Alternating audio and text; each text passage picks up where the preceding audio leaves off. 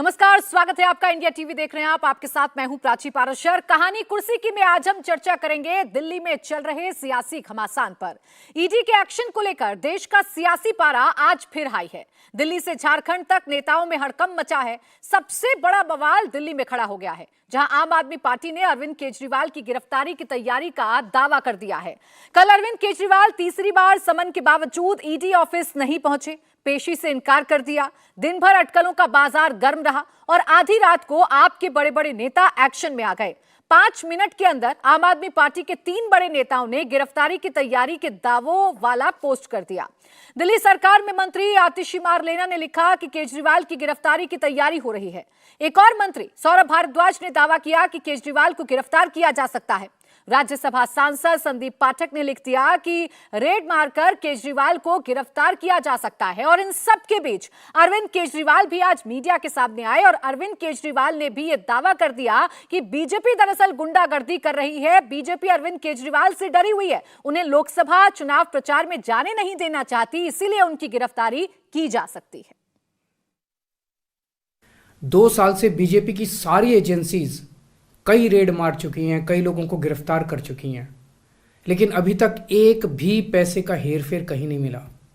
कहीं से एक भी पैसा नहीं मिला। अगर भ्रष्टाचार वाकई हुआ है तो इतने करोड़ों रुपए गए कहां? क्या सारा पैसा हवा में गायब हो गया?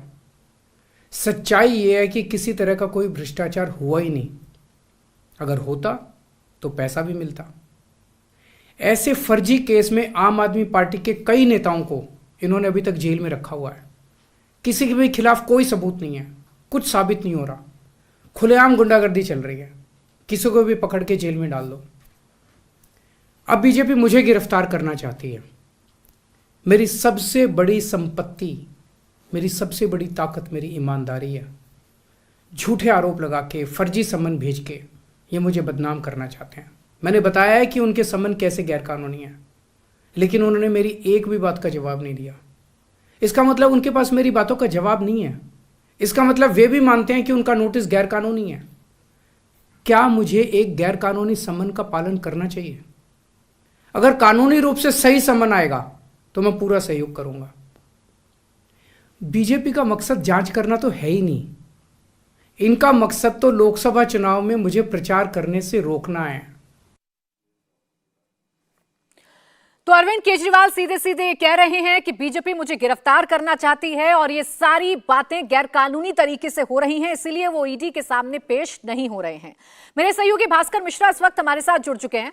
भास्कर, अब आम आदमी पार्टी करने क्या वाली है, या आम आदमी पार्टी की अगली स्ट्रैटेजी क्या है? नैरेटिव तो बना दिया कि हमारी गिरफ्तारी होगी, इसके आगे अब क्या? और देखिए, आम आदमी पार्टी और अरविंद केजरीवाल बिल्कुल क्लियर हैं। ईडी के द्वारा कितने भी समन आए वो ईडी के सामने पेश होने वाले नहीं हैं। जिस तरह से सवाल उठा रहे हैं, अब इसका जवाब कौन देगा कि ईडी की तरफ से जो समन आ रहा है वो गैर कानूनी है? क्या सिर्फ अरविंद केजरीवाल के कहने से ये गैर कानूनी हो जाता है, या उन्होंने कह दिया तो वो उस समन का कोई औचित्य नहीं है, या इस बात को वो कोर्ट में लेके जाएंगे? क्या कोर्ट में ये बात कह सकते हैं कि हमें गैर कानूनी रूप से समन भेजा जा रहा है, या ईडी के पास अब एक रास्ता बचता है कि वो कोर्ट के रास्ते अरविंद केजरीवाल के पास जाए? तो ये टसल बहुत लंबा चलने वाला है और ये मान के चलिए कि अरविंद केजरीवाल अपने मकसद में कामयाब हो रहे हैं। अगर बात नैरेटिव सेट करने की होती है तो अरविंद केजरीवाल इस मामले में बहुत ऊपर हैं और उन्होंने वो अपना काम कर दिया और वो करते रहेंगे। जिस लोकसभा चुनाव की तैयारी हो रही है उस लोकसभा चुनाव का प्रचार वो अपने घर बैठे कर रहे हैं कि लोकसभा चुनाव में प्रचार में जाने से पहले मुझे गिरफ्तार करने की कोशिश है। तो वो अपनी उपस्थिति वहां भी दर्ज करवा रहे हैं। उनको पता है कि कानूनी प्रक्रिया एक न एक दिन किसी न किसी रास्ते उनके पास तक पहुंचेगी, लेकिन वो कब होगा ये अब ईडी को तय करना होगा। समन कितनी बार भी भेजा जाए अरविंद केजरीवाल के पास, अरविंद केजरीवाल जाने वाले नहीं हैं, और न ही ईडी के द्वारा ऐसा होगा कि लिखित में जवाब दे दिया जाएगा जो अरविंद केजरीवाल या आम आदमी पार्टी चाह रही है। बिल्कुल भास्कर, और देखिए, नैरेटिव गढ़ने की राजनीति में, विक्टिम कार्ड खेलने की राजनीति में, या इमोशनल कार्ड खेलने की राजनीति में अरविंद केजरीवाल अव्वल माने जाते हैं और वो कुछ ऐसा ही करते हुए नजर आ रहे हैं। ईडी का समन अभी चौथी बार उन तक पहुंचा नहीं है, लेकिन ये नैरेटिव वो जरूर गढ़ चुके हैं कि उनकी गिरफ्तारी हो सकती है। इसी पर चर्चा करेंगे। स्टूडियो में 2 खास मेहमान मेरे साथ हैं, हमारे साथ है संगीत रागी, राजनीतिक विश्लेषक और वरिष्ठ पत्रकार हमारे साथ हैं समीर चौगावकर जी। आप दोनों का बहुत स्वागत है। समीर जी, ये नैरेटिव जो अरविंद केजरीवाल गढ़ने की कोशिश कर रहे हैं कि उनकी गिरफ्तारी हो सकती है, ये नैरेटिव अरविंद केजरीवाल को कितना फायदा या कितना नुकसान पहुंचा सकता है? देखिए, मुझे लग रहा है कि अरविंद केजरीवाल ये पूरी कोशिश कर रहे हैं कि वो किसी भी तरह से ईडी के सामने ना पहुंचे और जनता के भी ये मैसेज है कि ईडी का दुरुपयोग हो रहा है, भारतीय जनता पार्टी उसका इस्तेमाल करना चाह रही है। और ईडी ने जो उनको तीसरा संबंध दिया, जितने भी संबंध दिए वो सारे राजनीति से प्रेरित हैं। वह ईडी से प्रश्न पूछ रहे हैं, ईडी उसका जवाब नहीं दे रही है। देखिए, दिल्ली सरकार के उप मुख्यमंत्री अरविंद केजरीवाल, जो आम आदमी पार्टी अरविंद केजरीवाल के खास रहे, मनीष सिसोदिया उप मुख्यमंत्री रहे, उनको सीबीआई ईडी ने गिरफ्तार किया था 24 फरवरी 2023 को। आज लगभग 10 महीने हो चुके हैं मनीष सिसोदिया को गिरफ्तारी के, उनकी बेल नहीं हुई। 4 अक्टूबर को गिरफ्तार किया था संजय सिंह को, आज ही 4 तारीख है 4 जनवरी, आज 3 महीने कंप्लीट हो चुके हैं संजय सिंह की गिरफ्तारी को। संजय सिंह की बेल नहीं हो पा रही है। अगर इनके खिलाफ अगर कोई राजनीतिक साजिश होती तो मुझे लग रहा है कि हाई कोर्ट और सुप्रीम कोर्ट से इनकी बेल हो जाती। दोनों जगह से लगातार बेल खारिज हो रही है। इसका मतलब यह है कि दाल में कुछ ना कुछ काला है। और केजरीवाल का देखिए, जब मनीष सिसोदिया गिरफ्तार हुए थे तब केजरीवाल ने क्या ट्वीट किया था? केजरीवाल ने उसी दिन ट्वीट किया था कि जेल जाना दूषण नहीं है, भूषण है, जेल जाना का हम स्वागत करते हैं। उसके बाद दूसरा ट्वीट अरविंद केजरीवाल ने कहा था कि मनीष सिसोदिया ईडी से भागे नहीं है, उन्होंने सामना किया और हम सच्चाई की लड़ाई लड़ रहे हैं। जब मनीष सिसोदिया सच्चाई की लड़ाई लड़ रहे हैं तो अरविंद केजरीवाल सच्चाई की लड़ाई से क्यों भाग रहे हैं? अरविंद केजरीवाल हेमंत सोरेन के पदचिन्हों पे चल रहे हैं, जिन्हें 7 बार ईडी का सम्मान मिलने के बाद भी वह ईडी के सामने पेश नहीं हो रहे। और अरविंद केजरीवाल उसी कदमों पे बढ़ रहे हैं। लेकिन अरविंद केजरीवाल जानते हैं कि ईडी के हाथ से वो बच नहीं सकते। देखिए, अरविंद केजरीवाल के पास सारे काम कर रहे हैं। वो अपनी बैठक ले रहे हैं, अपने घर पर रह रहे हैं, वो पंजाब जा रहे हैं, 2 दिन के लिए वो गुजरात जा रहे हैं, लेकिन ईडी के पास जाने के लिए उनके पास समय नहीं है। अगर आपके पास छुपाने के लिए कुछ नहीं है, अगर आप बेदाग हो तो आप ईडी के सामने जाइए, सवालों का जवाब दीजिए। अगर आपको लगता है कुछ गलत हो रहा है तो कोर्ट के रास्ते आपके लिए खुले, आप हाई कोर्ट जा सकते हो, आप सुप्रीम कोर्ट जा सकते हो। मुझे लग रहा है केजरीवाल जानते हैं इस बात को कि उनके खिलाफ ईडी को पुख्ता सबूत मिल चुके हैं और आज नहीं तो कल उनकी गिरफ्तारी होना है। उस गिरफ्तारी से बचने के लिए और उस गिरफ्तारी का पूरा राजनीतिक ड्रामा क्रिएट कर लोगों की सिंपत्ति लेकर, लोगों के बीच मैसेज देके कि उनके खिलाफ राजनीतिक हथकंडा अपनाया जा रहा है, वो पूरी संपत्ति लेना चाहते हैं। जेल जाना तो तय है, केजरीवाल कब जाएंगे बस ये देखना बाकी है। क्या ईडी उन्हें चौथा सम्मन भेजती है या ईडी उन्हें यह भेजती है कि भाई आप तिथि तय कर लीजिए, आप दिन तय कर लीजिए, आप जगह तय कर लीजिए, आप समय बता दीजिए, हम वहां आकर आपसे पूछताछ कर ले, जो हेमंत सोरेन के बारे में कहा गया था। मुझे लग रहा है केजरीवाल के लिए बहुत ज्यादा स्पेस नहीं बचा है। कल भले वो ईडी के सामने पेश नहीं हुए, आज या कल या अगले 2-4 दिन के अंदर ईडी फिर उन्हें सम्मन भेजेगी, या हो सकता है सीधे घर पहुंचकर पूछताछ करे। देखना होगा कि ईडी का अगला कदम क्या होता है। संगीत रागी जी, कल आधी रात से जो एक हंगामा क्रिएट करने की कोशिश की गई, एक नैरेटिव क्रिएट करने की कोशिश की गई, जितने बड़े बड़े नेता हैं सब सोशल मीडिया पर एक्टिव थे और ऐसा माहौल बना दिया गया कि अरविंद केजरीवाल लगता है आज ही गिरफ्तार हो जाएंगे। ये नैरेटिव गढ़ने में तो आम आदमी पार्टी कामयाब हो गई, लेकिन ये कौन बताएगा कि आपके सूत्र हैं कहां से? जिस ईडी पर आप यकीन नहीं करते, उसी ईडी का हवाला देकर आप ये भी कह रहे हैं कि हमें गिरफ्तार कर लिया जाएगा। देखिए, अरविंद केजरीवाल ये बहुत अच्छी तरह से जानते हैं कि शराब घोटाले के मामले में उनकी भूमिका को लेकर के ईडी के पास पुख्ता प्रमाण है और ये आज से नहीं जान रहे हैं। एक अंग्रेजी में कहावत है, I will give you long rope to hang yourself. वो ईडी बार बार समन भेज करके ये बताना चाहती है कि देखिए, ये व्यक्ति कानून को मानने के लिए तैयार नहीं है। आपको याद होगा कि जब श्रीमती सोनिया गांधी के खिलाफ जब बयानबाजी के चल रही थी और जब कांग्रेस के इनके तार नहीं जुड़े हुए थे, तो यही अरविंद केजरीवाल थे जो कहते थे कि मुझे बड़ा दुख होता है कि ईडी के समन जाने के बावजूद भी ये लोग ईडी के सामने पेश नहीं होते हैं, इनको गिरफ्तार किया जाना चाहिए। आज वही अरविंद केजरीवाल जो है राजनीतिक विद्वेष का आरोप लगा रहे हैं और ये कह रहे हैं कि भाई शराब घोटाले में हमारी कोई भूमिका नहीं है, जो भी समन है वह राजनीति से प्रेरित है और इसलिए मैं वहाँ पर नहीं जा रहा हूँ, मैं इसका विरोध कर रहा हूँ। यदि मान लेते हैं कि ये बात सच है, तब आप भाग क्यों रहे हैं? आपको चाहिए था, आप एक कॉन्स्टिट्यूशनल पोजीशन पे हैं। आपको ध्यान में होगा कि नरेंद्र मोदी जी जब मुख्यमंत्री थे गुजरात के, सीबीआई ने उनसे इंक्वायरी की थी, सीबीआई ने उनसे पूछताछ की थी और सुबह से शाम तक पूछताछ की थी और नरेंद्र मोदी ने कभी भी आकर के ये नहीं कहा कि हमारे साथ ज्यादती की गई है। वो अपने खाने के समय आकर के खाना खाए, फिर दोबारा आए, फिर गए, और इस तरह से उनसे पूछताछ का सिलसिला घंटों चलता रहा। न तो भारतीय जनता पार्टी के किसी लोग ने आकर के प्रदर्शन किया कि हमारे मुख्यमंत्री से सेंट्रल एजेंसी क्यों पूछताछ की जा रही है। आज के दिन में आप यदि कोई भी जालसाज, कोई भी बदमाश या कोई भी षड्यंत्रकारी इस आरोप के द्वारा बच जा रहा है कि भाई देखिए हमारे तो राजनीतिक विद्वान, हेमंत सोरेन एग्जाम्पल ले लीजिए, तेजस्वी का एग्जाम्पल ले लीजिए, कल जाकर के ये जितने नेता हैं, कल जाकर के ये सारे यही कहेंगे कि देखिए राजनीतिक विद्वेष के कारण ऐसा हमारे साथ किया जा रहा है। और मुझे लगता है कि अरविंद केजरीवाल जो है वो इस चाह रहे हैं कि ये चुनाव का मुद्दा बने। लेकिन मैं ये फिर कह रहा हूं, जिस राजनीति को जिसको इन्होंने हथियार बना करके दूसरों को मारने की कोशिश की थी, जिस हथकंडे को अपना करके अरविंद केजरीवाल राजनीति में आए थे, वो चीज़ें इनके लिए आज तलवार की धार बन गई है। आज वही चीज़ें इनको काट रही है। दूसरी बात, अरविंद केजरीवाल आए थे इस वादे पर कि राजनीति की गंदगी को वो बहुत साफ करेंगे और एक नई राजनीतिक जो है एक नए राजनीति का प्रवेश उनके द्वारा होगा। आप देखिए अरविंद केजरीवाल उसी लालू प्रसाद यादव के साथ खड़े हो रहे हैं, अरविंद केजरीवाल उसी भ्रष्टाचारी कांग्रेस के साथ खड़े हो रहे हैं, वो गांधी परिवार और नेहरू परिवार के साथ खड़े हो जाते हैं जिनको रोज वो कोस करके गालियां देते थे। शरद पवार उनके लिए महाभ्रष्टाचारी थे, आज वो शरद पवार के साथ खड़े हो रहे हैं। तो अरविंद केजरीवाल की जो राजनीतिक पूंजी थी, नो टॉलरेंस टू भ्रष्टाचार, वो आज के दिन में खत्म है।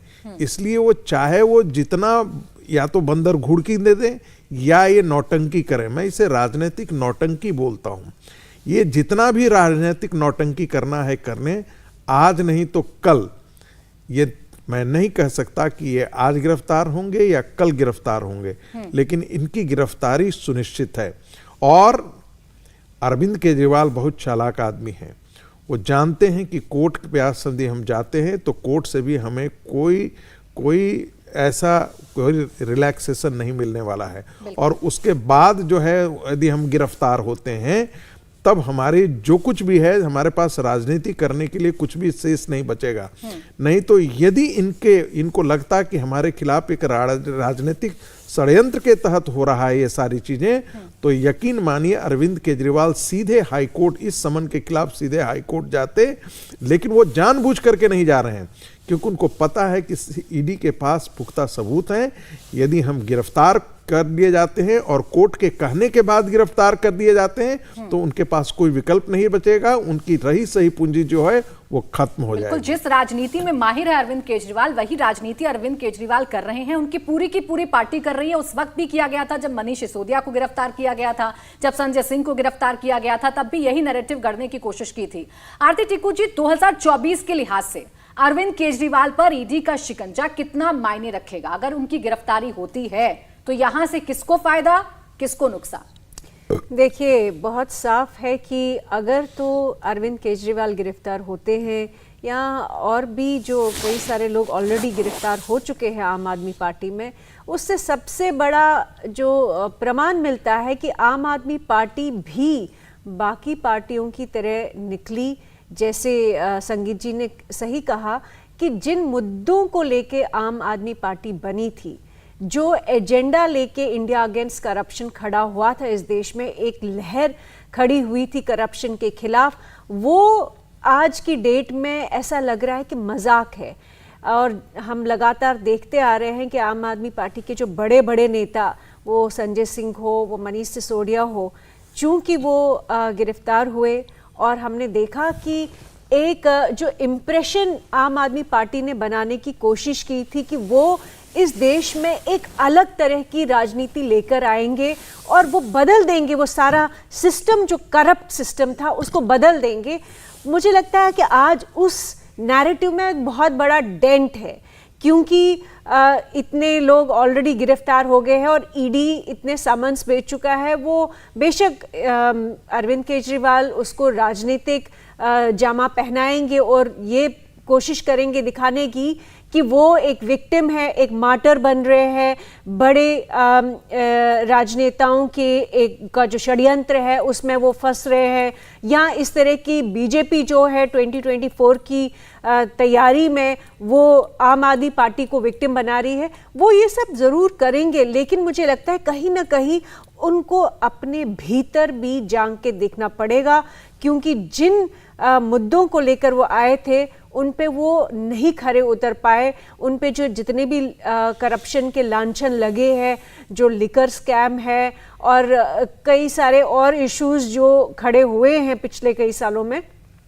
उन पे उनको कहीं ना कहीं जवाब तो देना पड़ेगा। आपको याद होगा कि जैसे वो सड़कों पे उतर के आते थे, जो उनका जो एक्टिविज्म का जो जज्बा था, और शुरुआत में तो जब वो मुख्यमंत्री बनने के बाद भी उन्होंने कुछ देर तक वो जज्बा दिखाया था, लेकिन धीरे धीरे लगता है कि जो राजनीति का जो कल्चर है वो उसमें धंस गए हैं, वो उसमें मतलब शायद वो हेल्पलेस है, हेल्पलेसली उन्होंने उस ढांचे में अपने आप को वैसे ही फिट हुए जैसे बाकी राजनेता फिट होते हैं। तो मुझे लगता है कि इससे सबसे बड़ा नुकसान आम आदमी पार्टी को होगा, और इससे कहीं ना कहीं मुझे लगता है कि कांग्रेस पार्टी को फायदा होगा। और बीजेपी तो वैसे ही ऑपोजिशन में है उनके, लेकिन कांग्रेस पार्टी जो जिनका वोट आम आदमी पार्टी ने लिया था, आपको याद दिला दूं आपके दर्शकों को कि आम आदमी पार्टी जब आई राजनीति में तो सबसे ज्यादा वोट बैंक जो था वो उन्होंने लेफ्ट का, वो उन्होंने कांग्रेस का लिया था, ना कि बीजेपी का। तो वहां पे मुझे लगता है कि कांग्रेस को फायदा होने वाला है। वापस जो शीला दीक्षित के फैंस थे, वापस जो कांग्रेस पार्टी के फैंस थे दिल्ली में या बाकी जगह, वो वापस कांग्रेस की तरफ झुकेंगे और आम आदमी पार्टी से दूर हो जाएंगे। बिल्कुल, लेकिन इसका 24 के लिहाज से क्या असर पड़ेगा, क्योंकि बात सिर्फ दिल्ली तक सीमित नहीं है। झारखंड में भी ईडी को लेकर चर्चा की जा रही है, इसके साथ ही साथ बिहार में भी ईडी को लेकर चर्चा की जा रही है। एक तरफ दिल्ली में केजरीवाल के घर पर ईडी की रेड पड़ने के आसार जताए जा रहे हैं, तो झारखंड में हेमंत सोरेन के करीबियों पर ईडी की रेड खत्म हो गई है। छापेमारी में साहिबगंज के डीसी के यहां से 8 लाख रुपए मिले हैं। डीसी के घर से बैन पिस्टल की गोलियां भी मिली हैं। हेमंत सोरेन के राजनीतिक सलाहकार पिंटू के यहां से कई दस्तावेज जब्त हुए हैं। सीएम हेमंत सोरेन के करीबी विनोद सिंह के घर भी 25 लाख कैश मिला है। ईडी के एक्शन के बीच हेमंत सोरेन को गिरफ्तारी का डर सता रहा है, क्योंकि वो 7 बार ईडी के समन के बावजूद पेश नहीं हुए हैं। ईडी के एक्शन से डरे हेमंत सोरेन ने कल शाम विधायक दल की बैठक बुलाई थी, जिसमें झारखंड मुक्ति मोर्चा के अलावा कांग्रेस और आरजेडी के विधायक भी शामिल हुए। मीटिंग में यह फैसला हुआ कि फिलहाल हेमंत सोरेन इस्तीफा नहीं देंगे, ईडी के अगले मूव का इंतजार करेंगे। पहले यह चर्चा थी कि सोरेन इस्तीफा दे सकते हैं और अपनी पत्नी कल्पना सोरेन को सीएम बना सकते हैं। तो एक तरफ झारखंड में यह चर्चा है, तो बिहार में भी ईडी को लेकर चर्चा है। बिहार में तेजस्वी यादव पर भी ईडी का शिकंजा कसा हुआ है। लैंड फॉर जॉब मामले में तेजस्वी से पूछताछ भी हो चुकी है। तेजस्वी यादव के ऊपर भी गिरफ्तारी की तलवार लटकी हुई है। हालांकि ईडी का अगला मूव क्या होगा और चुनाव पर इसका क्या असर होगा, यह देखना दिलचस्प होगा। लेकिन जानकारी यह है कि तेजस्वी यादव ने भी ईडी के सामने पेश होने से अभी इनकार कर दिया है, यानी वो अभी ईडी के सामने पेश नहीं होंगे। अब समीर जी, जितनी भी घटनाएं ये घट रही हैं, अगर इसे हम 2024 से जोड़कर देखें तो क्या 2024 में इंडिया अलायंस इसे एक संजीवनी मान सकता है कि एक एक करके सब तमाम नेताओं पर ईडी शिकंजा कस रही है और उनकी गिरफ्तारी होती है, तो अभी जो बिखरा हुआ विपक्ष है वो कम से कम एक मुद्दे पर तो एकजुट हो सकता है? देखिए, विपक्ष तो पहले इसी मुद्दे पर एकजुट हो चुका है, सिर्फ ईडी की कार्रवाई से नहीं है। प्रधानमंत्री मोदी और भारतीय जनता पार्टी के खिलाफ विपक्ष ने जो गठबंधन बनाया है, इसमें कौन सा दल शामिल है? सभी वह दल शामिल है जो तुष्टीकरण की राजनीति करते हैं, जो परिवारवाद की राजनीति करते हैं और जो करप्शन की राजनीति करते हैं। आप देखेंगे इंडिया गठबंधन में जितने प्रमुख दल हैं, सबके नेताओं के ऊपर ईडी की कार्रवाई चल रही है, या कोई जेल में गया है ईडी के सामने पेश होने से बच रहा है। आप देखिए, अभी तेजस्वी यादव का नाम चल रहा है कि ईडी में वो पेश नहीं हो रहे। लालू प्रसाद यादव का अलग नोटिस चला गया है। इसके अलावा आप देखेंगे तो ममता बनर्जी के भतीजे अभिषेक बनर्जी को ईडी का नोटिस चला गया है, उनकी पत्नी को ईडी का नोटिस है। इसके अलावा अरविंद केजरीवाल ईडी से भाग रहे हैं। आप देखेंगे हेमंत सोरेन ईडी से भाग रहे हैं, स्टालिन के मंत्री जेल के अंदर है और बाकी नेताओं के ऊपर गए हैं। अभी कल ही देखिए आम आदमी पार्टी के विधायक अमानतुल्लाह खान, उनके यहाँ ईडी की कल रेड पड़ी थी नियुक्तियों को लेकर। मुझे लग रहा है, और आज ही एलजी ने शायद एक अनुमति दी है जो मोहल्ला क्लिनिक है वहां पर जिस तरह के फर्जी टेस्ट हुए उसकी सीबीआई जांच की रिकमेंडेशन कर दिया है। मुझे लग रहा है कि विपक्ष इस बात को जानता है कि प्रधानमंत्री मोदी ने जो कहा था कि न खाऊंगा न खाने दूंगा, वो जिन्होंने भी भ्रष्टाचार किया है उन्हें जेल जाना होगा। राजस्थान की रैली में प्रधानमंत्री मोदी ने बहुत स्पष्ट कहा था कि मगरमच्छ को मैं छोड़ूंगा नहीं, अभी तो छोटी मछलियां फंस रही है। इसका मतलब साफ था कि आने वाले समय के अंदर आप देखेंगे कि छत्तीसगढ़ के पूर्व मुख्यमंत्री भूपेश बघेल भी महादेव के मामले में सामना करेंगे।